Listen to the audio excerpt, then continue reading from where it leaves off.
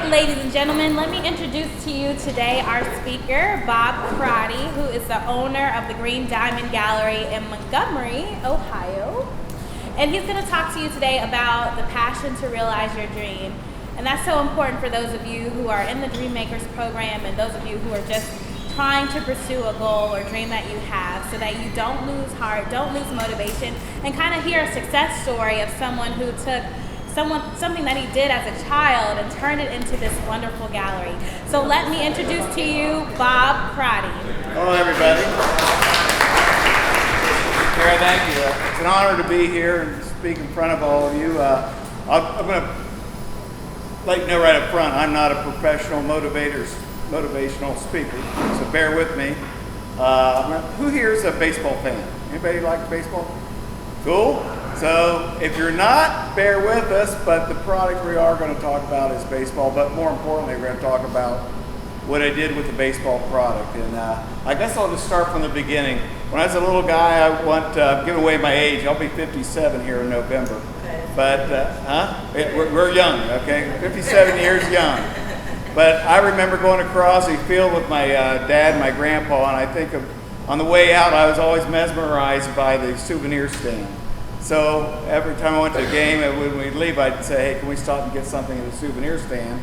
And as a kid, you start collecting these trinkets. You know, back then, souvenir stands were made up all these types of trinkets. Today you go and it's all wearables. But back then it was like from big buttons to rabbit's foots to helmet banks to whatever.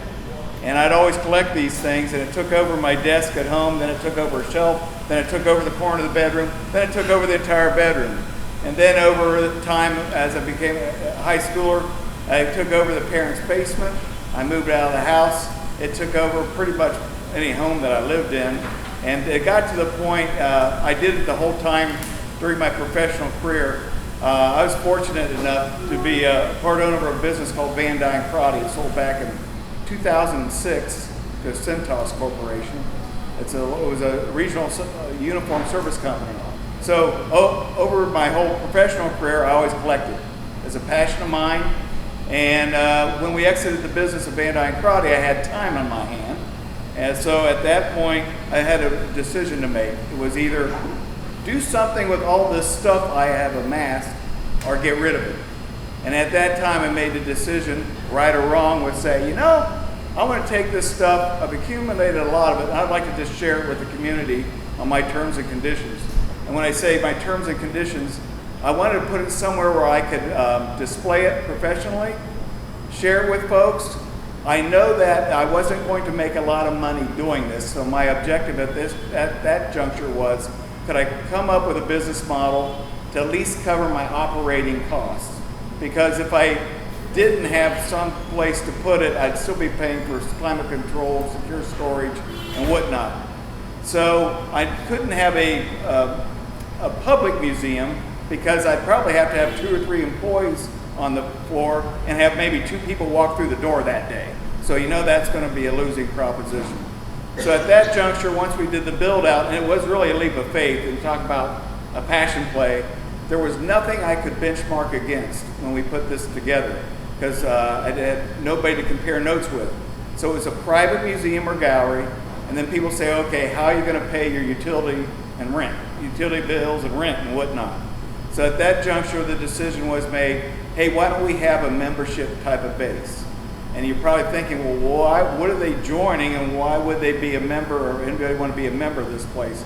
And it was pretty much what would attract them was the venue, but what kept them was our programming. So when somebody becomes a member of the gallery, they are afforded every month we have a private event with a notable from the game. Since our opening, we've had probably about 110, 120 well-known names from the game take our podium, including almost half the living Cooperstown Hall of Famers so far. And what happens is on each of these events, and there's one every month, our members show up. We have an open bar, beer and wine, heavy hors d'oeuvres, and it's become a pretty cool fraternity. And it's a lot of connections and fellowship and even some people getting acquainted with each other and doing business deals with each other has emerged out of it. So it's been a phenomenal journey. Our other revenue bucket is we rent it. Privilege of membership means you can rent the facility. It's amazing. And Dan Bell here is my general manager, my one and only employee who pretty much does everything. He's the janitor, he's the general manager, he's a membership development guy, he's a he does it all, soup to nuts. Anyway, we'll rent the facility out. We've had anything from a lot of rehearsal dinners, bar mitzvahs, product launches, board meetings. We just had a company in for a 2-day planning session the last 2 days, so we rent it out. So, and then we have what we call miscellaneous bucket that probably represents maybe 5% of our revenues. It's just for when we sell extra sign balls, wearables, or whatever. We're not a retail store per se, or anything. It's a kind of a catch-all bucket. Bottom line is, when you add everything together, our revenues cover about 90% of our operating costs. So it is a passion play. I do cover the remaining 10%, but as I tell my money managers, this is how I justify it. I said, hey, the contents, it is a value. It's like art, it appreciates. So I know that has value. So, and eventually down the road when there's an end game, I'm willing to forego some of the appreciation and the value to have it in this type of a venue, to have the relationships, the fellowships, the friendships that have been made, and to meet the number of celebrity baseball personalities that have come through the facility. Also, again, if I didn't have this, I'd be paying so much a year on secure climate control storage. So I'm out of pocket for that regardless of whether I have this. So that's my justification for the remaining 10%. So in my world, I say we're breaking even, and that to us, that's a home run. So it's just, again, it's a passion play. I've been rambling a lot here. So what I thought I would do is bring you up to speed as to how it got to where it is today and generally what we do. But I think we have something we have a video here. It lasts about 7 minutes. It does a much better job than I can at not only explaining the model, but visually it will help tie the story together. And then when we're finished, if you have any questions, I welcome any questions.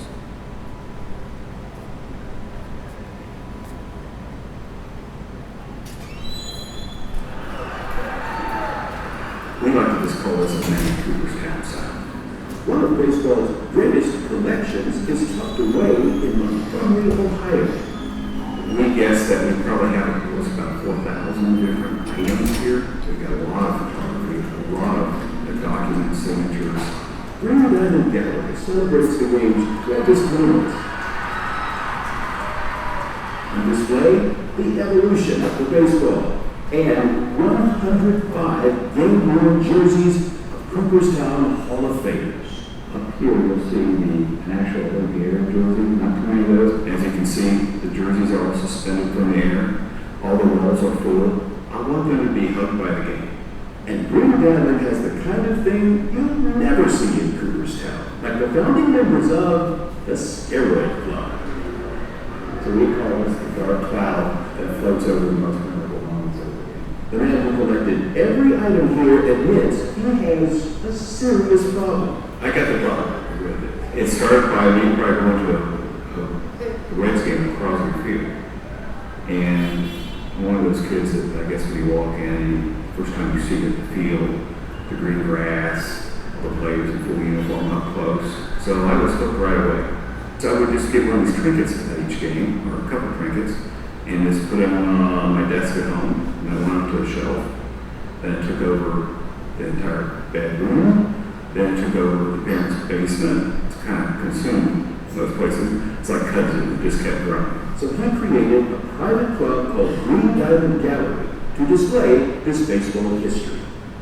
Our kids will tell their kids his name, Jolton Joe DiMaggio. Club members get to experience the greatest players and even meet some of them in person. And I walk in this gallery, and I've been here 7, 8, 10 times, and I still walk around the gallery again because I've missed something. Here, Johnny Bench relives his glory days and remembers Crosby Field. These are actually the lockers. This was even before me. The photos take Bench back to his childhood in Oklahoma, watching his hero on TV, Mickey Mantle. Now let's switch over to superstars from Oklahoma. And I told my dad, I said, you can be from Oklahoma and play in the major leagues. The events at Green Diamond include good food and an open bar. The intimate clubhouse setting encourages guest speakers like Oral Hershiser to speak from the heart. From the day I was a little boy, my mom said that my first word was ball. And so to think you go from the first word is ball, I could get really emotional because walking in here today, it was intimidating. And this is amazing that my name could be near somebody's, not in all of them, but my name could be near somebody's. And so that's really special. There's always laughter too. One time we were struggling when I was managing the Tigers, we couldn't get. The managers like Jim Leland tell stories. Father Tom said, well, Jim, maybe your players need to walk with the Lord. And I said, well, no offense, Father, but I'd rather they walk with the bases loaded. Through what Bob Crotty was creating here, got to meet Mike Schmidt, who was my favorite player growing up. Steve Carl came in, who was totally unapproachable by the press in Philadelphia.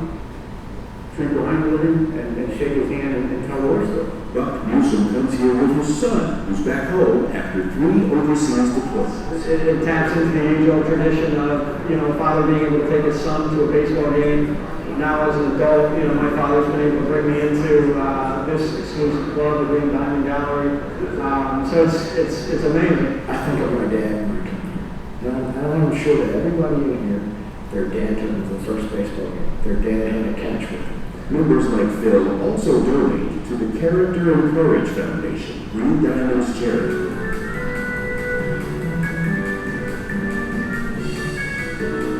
Those donations fund Miracle League fees designed for disabled children to play ball. The foundation also grants wishes for kids like 14-year-old Brock Johnson.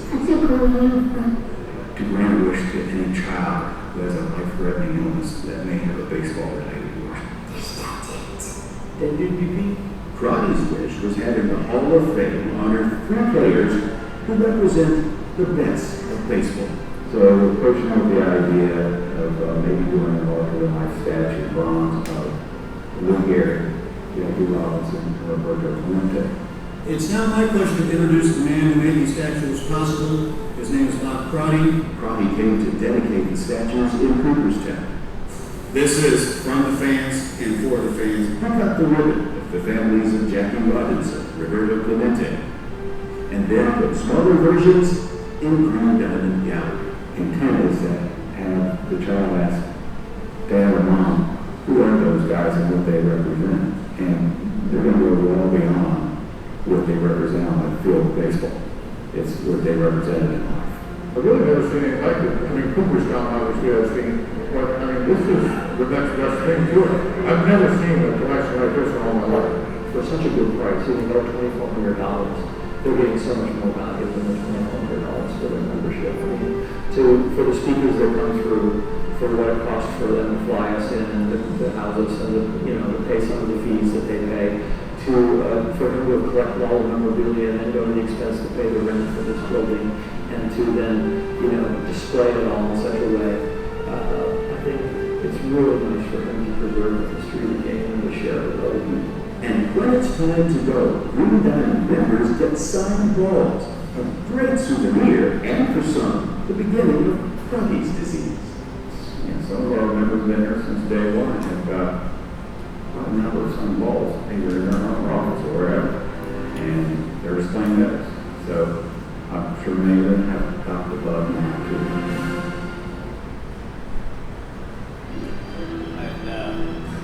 I was remiss in my opening remarks too that we do have a charitable arm or foundation as well. Part of our mission statement with Green Diamond Gallery, the last few words is giving back to the community. So the intent when I opened up was, hey, if we ever did make a profit, we would take those profits and distribute them back into youth baseball related charities in the community. Well, we don't make a profit, so we still wanted to hold true to our mission statement. So we started our own 501(c) on the side called the Character and Courage Foundation.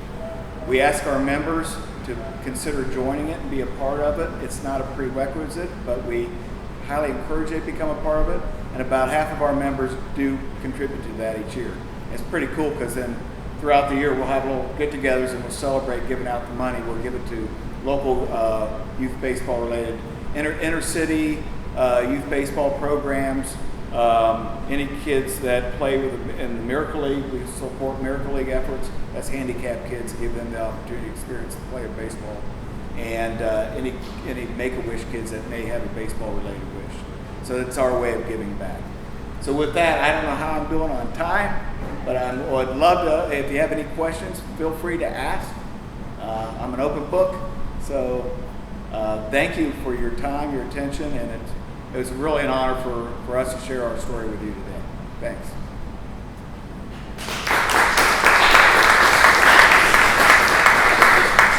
Are there any questions that anyone has? How much do it cost to be a member? It's $2,400 a year. And a lot of people say, I know that can be a steep price point, but in the end, when we look at who we're targeting in membership, obviously it's people that probably have the disposable income for that. But a lot of people, they look at that number, it can look big, but they're getting an event every single month of the year. So if you prorate it, you're essentially paying $200 an event. And with that, it has open bar, it has nice hors d'oeuvres.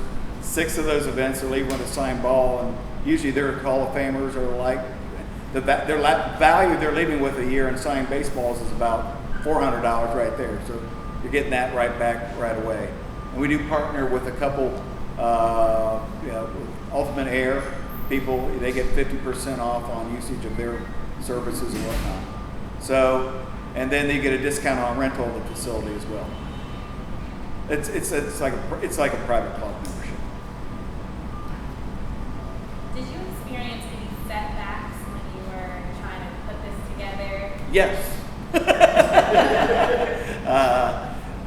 The build out was it was kind of interesting when we sat down with the design build team, and you're all in the kind of the design business here of retail space. I sat down with the design build team, and they asked me, can we have a list of everything you got in the size?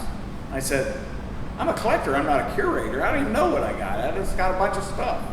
So it was a leap of faith there where we had to sit down with them and say, well, we need to know that, but a lot of the stuff was housed in Georgia at the time in a store-in-law. So I said, just trust me, create as much wall space and we'll figure it out. And then it was because we didn't have anything to compare ourselves against when we started this membership thing, we didn't know what our membership cap should be. So we started let's say we're gonna take 100 members. And we got to 100 members fairly quick, but we didn't know how many would show up on a given night because a lot of it has to do with space. I will say this, we do have 150 members. If all of them showed up on any one of our events, we'd be in trouble because I don't have the space for them.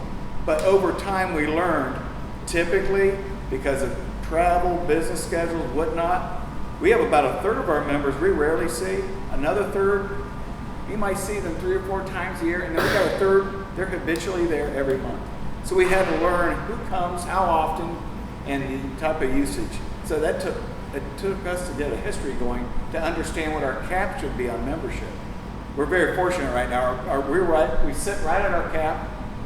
Our turnover is about 20% a year, so we're always recruiting for new members because, at 150, that means we're looking at about 30 new members a year on average. We'd like to see it calm down and get people in there for the long run. I think we're starting to do that. Did you have to have a list of all your everything and how much it was worth for your insurance department? I'm embarrassed to admit I never insured it all, but it is insured now. Okay.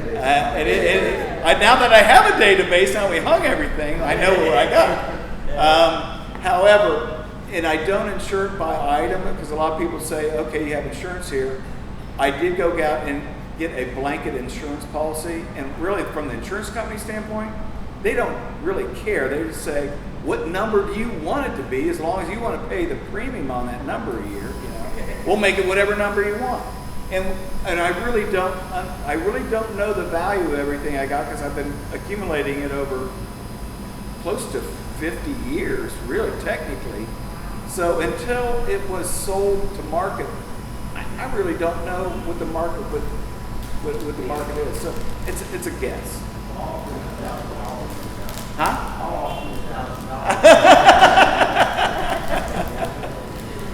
So where are you located exactly? Montgomery Road, right in the heart of Old Town Montgomery. On the same side as Montgomery Inn? Same side as Montgomery Inn. Do you know where Stone Creek Dining Company is? Yeah. We're in the same building on the opposite end. Oh, okay, that's why. Yeah. Demographically, I said, I sat down with a local realtor, like, where do you want to put this thing? I'm like, I don't want to go downtown because I didn't really want to compete with the Reds Hall of Fame Museum. And we don't. We have a great relationship with the Reds. They're an entirely different business model. We are a private club. We're about the entire game. We have a different price point. Our programming is different. They're about for the public at large. It's relegated to the Reds, whatever. But I just didn't want to go down there and be like, have them near each other. And knowing that, what our price point was and whatever, I wanted to go try to put the facility where we think we could find a lot of our typical members. We want to be near them. And if you go probably about a 15-mile radius, I would say there's a large percent of our members, it's easy for them to get to. Where did you grow up? I grew up in Kettering, Ohio, born and raised, and I moved to Cincinnati in 2008. Like I said, all this stuff through a previous marriage. I was living in Georgia for about 5 years, and it was in a store in Lock in Fayette County, Georgia. And nobody even knew it was there. Yeah. A lot of people have dreams. But the problem is that we have dreams, we have the thought pattern to say, okay, it's time to go get that dream into reality. We'll try to pursue it. We dream all the time, but those dreams kind of come and go. So I guess the question I want to ask you is, at what point, what was it that you say to yourself, it's time to stop dreaming about this? And what do we get happen? What was that factor that just I would things in motion? I would, know what I'm saying? yeah, I would. Dreams are good to have, but if you don't react on them, and the question mark that comes up all the time is, what is it that excites somebody to take it from the dream mode into a reality mode? I'd say for me it was two things. One, I was very fortunate to own a company that was pretty successful, and that's all I knew. That's all I did 24/7. My whole from high school to the day we sold the business. I collected on the side, but it was all about the business.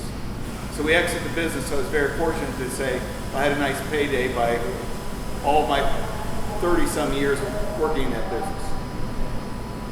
And then the other issue is I had the time after that and say, okay, I have time. This has been my passion on the side, my whole adult life. I want to do something with it. And third, I just wanted to share it in some capacity. Because if you're a collector of anything, unless you're invited, you know the collector and you're invited over to their house, you're never going to see what they got. I just wanted to share it. But I know to do that, I had to put it in some kind of a semi-public setting.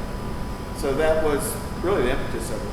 But I got to a point in life where I could do it, and I had the time, and I just wanted to share it. And that's the spirit of the whole thing.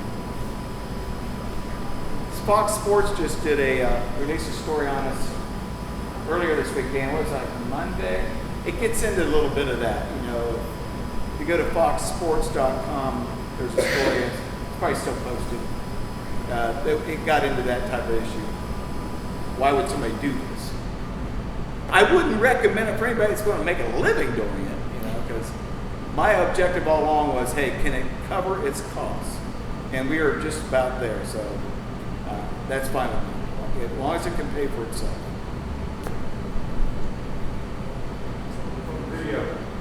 I know who your three favorite in the game are. Who's your favorite living person that you've met in the game? That's a good question, because there's a lot of characters in the game. I'm fortunate to know a lot of the Hall of Famers personally, and there's a wide variety of guys. I'll say, you'd have to say, for this reason I like this guy, for this reason I like that guy. So I don't want to be Johnny Bench is a near dear friend, great guy.